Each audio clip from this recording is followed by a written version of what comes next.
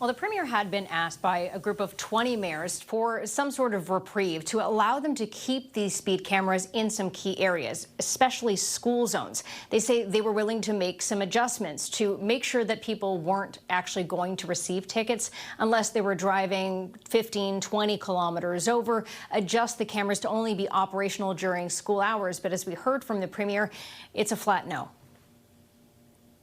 What's unreasonable is a total cash grab. And we know speed cameras do not work. Simple as that.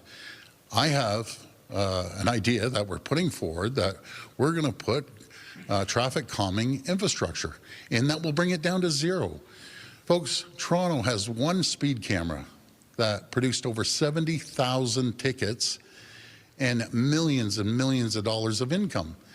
Now, wouldn't you think, rather than sit there and collect all the money, because it is a cash grab off the taxpayers, wouldn't you think someone would come up with common sense and say, okay, we're putting speed bumps on Parkside Drive, we're putting turnabouts. Now, the legislation meant to ban speed cameras will be introduced early in the session, the fall session of the legislature. That convenes in about 2 weeks' time. The Premier announced today that there'll also be legislation to require all government agencies, where possible, to buy Ontario or Canadian-made goods. That's part of the ongoing trade war. He said today he wasn't entirely sure if the approach that Mark Carney has been taking is working. He suggests it may be time to turn up the pressure with some retaliatory measures, but he didn't say if things that Ontario could do, like an electricity surcharge, as was applied earlier this year, is back on the table. Reporting live from Queen's Park, I'm Siobhan Morris. Nathan and Michelle, back to you. Thank you, Siobhan.